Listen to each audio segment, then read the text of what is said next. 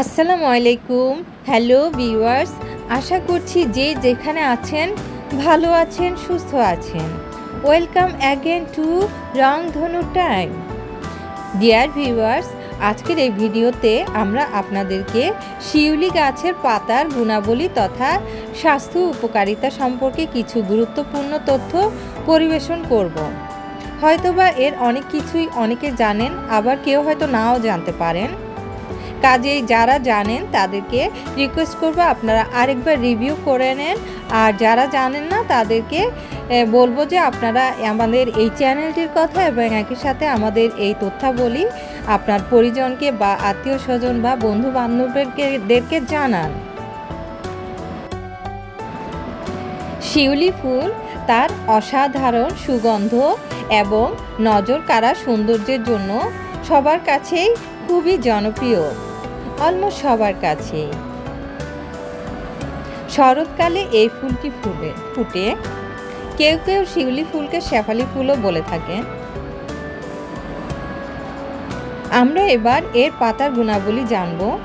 আর শিউলি ফুলের পাতার রয়েছে অনেক ঔষধি গুণাবলী, আর এই কারণেই প্রাচীন আয়ুর্বেদিক চিকিৎসায় এই ফুলের পাতার ব্যবহার দেখা যায়। এই ফুলের পাতা ডায়াবেটিস নিয়ন্ত্রণে এবং উচ্চ রক্তচাপ কমানোর কাজে ব্যবহার হতে পারে। এছাড়া একে বেটে পেস্ট করে যদি চর্মরোগে লাগানো যায় তাহলে চর্মরোগে আরাম পাওয়া যায় বা উপশমের সম্ভাবনা থাকে।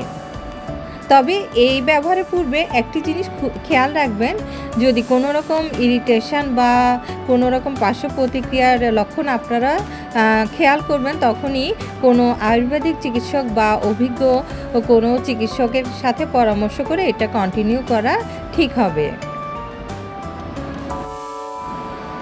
ডিয়ার ভিউয়ার্স, সর্দি জ্বর বা ঠান্ডা লাগা সমস্যায় এই পাতার রস ছেঁচে বা থেতলে যদি সকালবেলায় খালি পেটে আদার রসের সাথে মিশিয়ে খান তবে চমৎকার উপকার পাবেন। অনেক সময় জ্বরের সাথে গায়ে ব্যথা থাকতে পারে, সেক্ষেত্রে এটি বেশ দারুণ কাজ দিবে। এছাড়াও যাদের হাঁটু বা কোমরে ব্যথা সমস্যা আছে আপনারা এর রস খেয়ে দেখতে পারেন, অথবা কখনো কখনো কেউ এই পাতাটিকে পানিতে সিদ্ধ করে বেশ কিছুক্ষণ সিদ্ধ করে সে পানিও খেয়ে থাকেন, সেক্ষেত্রে উপকার পাবেন।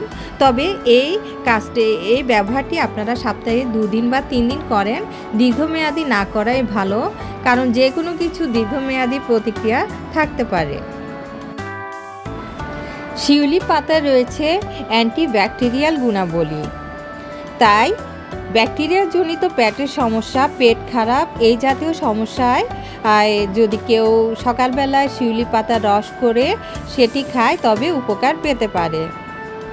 তবে আবারও বলছি যে আপনারা এই ধরনের ব্যবহার দীর্ঘমেয়াদী না করারই চেষ্টা করবেন। আপনাদেরকে অনেক ধন্যবাদ যারা ধৈর্য সহকারে আমাদের এই ভিডিওটি দেখেছেন। আপনাদের কাছে আমরা কৃতজ্ঞ এবং আপনাদের প্রতি অনুরোধ থাকলো আপনারা কমেন্ট সেকশানে আমাদের জন্য পরামর্শমূলক কিছু গঠনমূলক পরামর্শ দিবেন, তাতে আমরা অনেক ইন্সপায়ার্ড হব, যাতে আমরা আমাদের চ্যানেলটিকে আরও ডেভেলপ করতে পারি এবং আরও ইনোভেটিভ এবং ফ্রুটফুল করতে পারি। সো ডিয়ার ভিউয়ার্স, আজকে এই পর্যন্ত। সবাইকে অনেক অনেক ধন্যবাদ। ভালো থাকবেন।